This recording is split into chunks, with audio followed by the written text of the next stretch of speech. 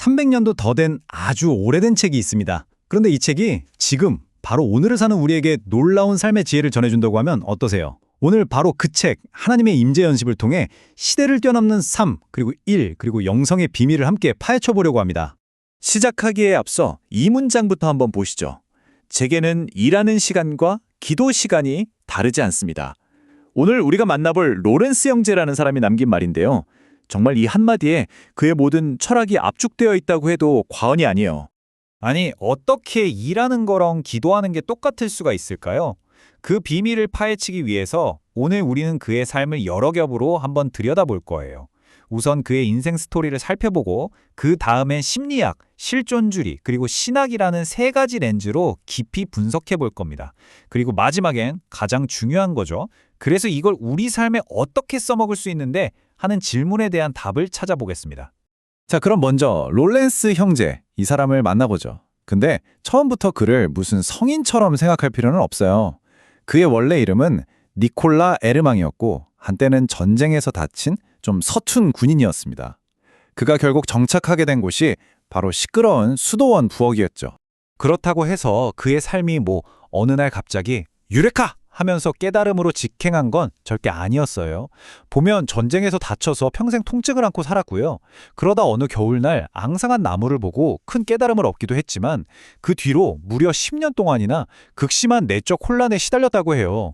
나는 왜 이럴까 하면서요. 이 모든 과정을 다 거치고 나서야 정말 단순하지만 강력한 결심 하나에 도달하게 된 거죠. 자, 10년 동안이나 혼란스럽다니. 도대체 그의 마음속에선 무슨 일이 벌어지고 있었던 걸까요? 이걸 이해하기 위해서 첫 번째 렌즈를 꺼내보겠습니다. 바로 분석 심리학의 관점이에요. 분석 심리학, 좀 어렵게 들릴 수도 있는데 간단히 말하면 우리 마음속의 의식과 무의식, 심지어 우리가 애써 외면하고 싶은 그림자 같은 부분까지 전부 끌어안고 온전한 나를 찾아가는 여정을 다루는 학문입니다. 이걸 통해서 보면 로렌스의 영적인 고민이 그냥 종교적인 이야기가 아니라 우리 모두가 겪는 보편적인 성장통처럼 보이게 되죠. 이 관점으로 보니까 정말 흥미로운 지점들이 보이죠. 그가 겨울나무를 보고 깨달음을 얻은 순간은 말하자면 무의식이 의식에게 말을 건 상징적인 사건이었던 거예요. 그리고 스스로를 서툰 사람이라고 생각했던 건 완벽한 척하는 게 아니라 자신의 어두운 면, 즉 그림자를 솔직하게 인정한 거고요. 그 10년간의 혼란은요, 바로 그 어둠과 정면으로 마주하는 꼭 필요한 시간이었던 셈이죠. 결국 그가 모든 복잡한 방법을 버린 건 훌륭한 수도사라는 가면, 즉 페르소나를 벗어던지고 진짜 자기 자신으로 관계를 맺기 시작했다는 뜻입니다. 중요한 건 완벽해지는 게 아니라 길을 잃을 때마다 계속 중심으로 돌아오는 것. 이게 바로 심리학에서 말하는 개성화, 즉 진정한 어른이 되는 과정과 똑 닮아 있습니다. 자, 이렇게 내면의 통합 과정을 거친 로렌스의 이야기가 어떻게 확장되는지 한번 볼까요? 두 번째 렌즈는 바로 실존적 관점입니다. 그의 삶을 심리적인 걸 넘어서 세상을 살아가는 하나의 태도, 존재 방식으로 살펴보는 거죠. 보통 우리는 이렇게 살지 않나요? 일하고 장보고 청소하는 건 그냥 일상 혹은 세속적인 삶이라고 생각하고요. 반면에 기도하거나 명상하거나 조용한 곳에 가야만 거룩한 삶이라고 여기죠. 선을 딱 거놓는 거예요. 그런데 로렌스는 바로 이 구분을 완전히 무너뜨려 버립니다. 그가 한 말을 다시 보세요. 일하는 시간과 기도 시간이 다르지 않다. 심지어 내 부엌의 시끄러운 소음이 예배당과 같다라고까지 말해요. 온갖 접시 깨지는 소리, 음식 만드는 소리가 가득한 그 정신없는 공간이 그에게는 가장 거룩한 장소가 된 겁니다. 이게 정말 중요한 포인트예요. 그는 평화를 얻기 위해서 이 시끄러운 부엌을 떠나야겠어 라고 생각한 게 아니라는 거죠. 오히려 그 현실 한복판에 머물면서 그 현실을 대하는 자신의 태도와 관점을 완전히 바꿔버린 겁니다. 현실에서 도망친 게 아니라 바로 그 현실을 거룩하게 만든 거죠. 자, 그렇다면 그 관점을 어떻게 바꿀 수 있었을까요?